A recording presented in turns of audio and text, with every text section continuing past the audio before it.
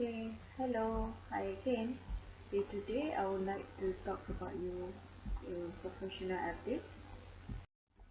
Okay, in this topic, we will take a look at some case studies. Okay, we'll take a look at first case study. First case study is about software recommendation. Okay, here it's about Sam Shaw. Sam Shaw asks for free advice on land security. So Professor Smith answers questions and recommends a top-ranked package, but Prof. Smith does not disclose that she has financial interest in company producing top-ranked package, and another package was given a Best Buy rating. So did Prof. Smith do anything wrong? Okay. From the analysis, the most relevant principle is first one, he needs to become impartial and disclose information others ought to know, and you need to share your knowledge, expertise, and values. So from this case study, we can take a look at clause 1.06, which is Prof. Smith was deceptive, and from clauses 1.08 and 6.02, Prof. Smith freely gave valuable information. And based on clauses 4.05 and 6.05, Prof. Smith did not reveal conflict of interest. For the conclusion, Professor Smith should have revealed her conflict of interest to Mr. Shaw. We go for the next case study, which is more on child pornography. So in this case study, it's about Joe Green, a system administrator. So he asked to install new software package on Chuck Dennis' computer. So Green installing the software into the Chuck Dennis computer, but Green not authorized to read other people's emails or personal files. But Green saw some suspicious looking file names. So what he do? He opened some of Dennis' files and discovers there's some child pornography inside the computer. So what should he do? Okay, from the analysis, for the most relevant principle, he needs to be impartial and respect the rights of others, and treat others justly and maintain his integrity.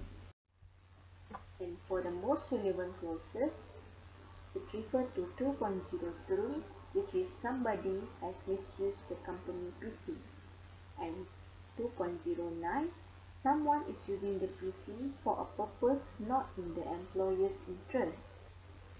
From clauses 3.13, Joe violated the policy against opening files from other person's computer.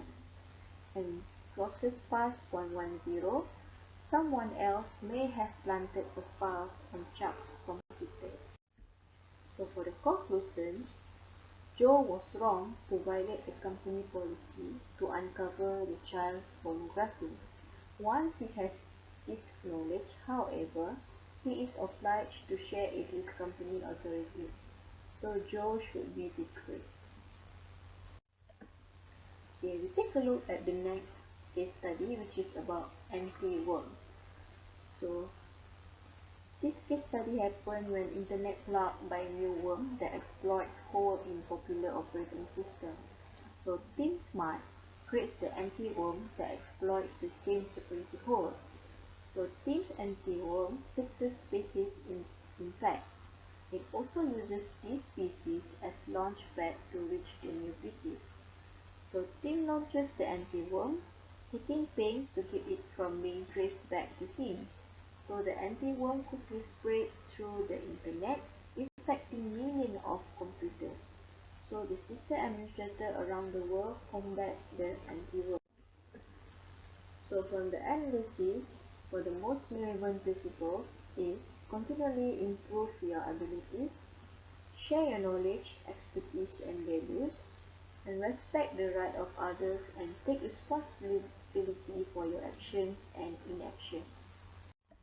For most relevant clauses, it refers to 1.01, which is Tim did not accept responsibility for his action. In 1.08, the worm was free, but cost system administrators a lot of time.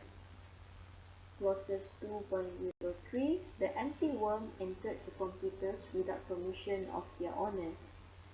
And lastly, clauses 8.01, 8.02, and 8.06, Tim improved his knowledge and skills by creating the anti-worm. So for the conclusions, Tim's welfare is less important than the public good.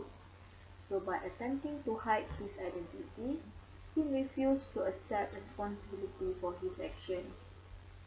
And at the same time, Tim violated the property rights of the PC owners whose system were infected by his anti-worm. And Tim also violated the code. Okay. The next case study is about consulting opportunity.